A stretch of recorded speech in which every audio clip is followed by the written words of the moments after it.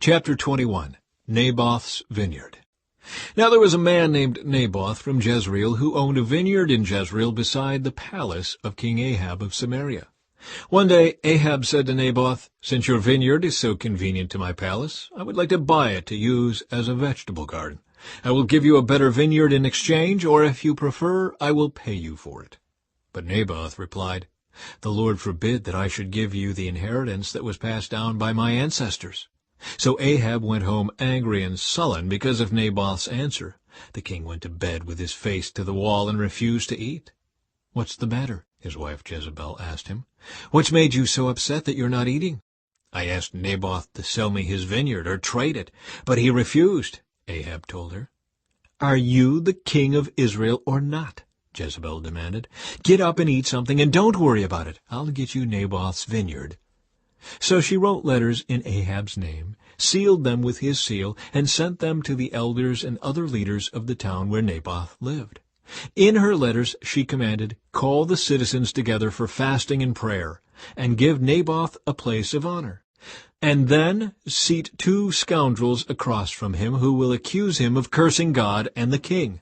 Then take him out and stone him to death."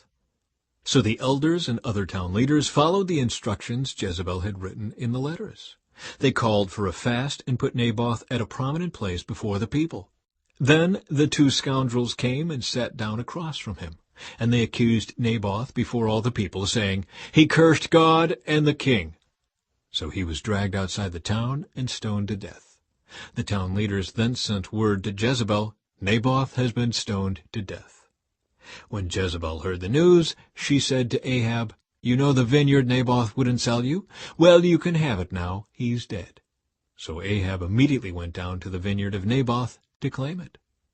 But the Lord said to Elijah, "Go down to meet King Ahab of Israel, who rules in Samaria. He will be at Naboth's vineyard in Jezreel, claiming it for himself. Give him this message. This is what the Lord says.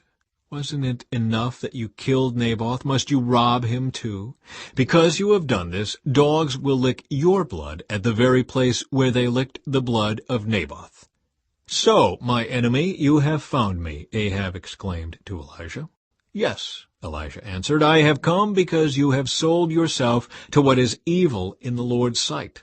So now the Lord says, I will bring disaster on you and consume you. I will destroy every one of your male descendants, slave and free alike, anywhere in Israel. I am going to destroy your family as I did the family of Jeroboam, son of Nebat, and the family of Baasha, son of Ahijah. For you have made me very angry and have led Israel into sin. And regarding Jezebel, the Lord says, dogs will eat Jezebel's body at the plot of land in Jezreel. The members of Ahab's family who die in the city will be eaten by dogs, and those who die in the field will be eaten by vultures." No one else so completely sold himself to what was evil in the Lord's sight as Ahab did under the influence of his wife Jezebel. His worst outrage was worshipping idols just as the Amorites had done, the people whom the Lord had driven out from the land ahead of the Israelites. But when Ahab heard this message, he tore his clothing, dressed in burlap, and fasted. He even slept in burlap and went about in deep mourning. Then another message from the Lord came to Elijah. "Do you see how Ahab has humbled himself before me? Because he has done this, I will not do what I promised during his lifetime. It will happen to his sons. I will destroy his dynasty."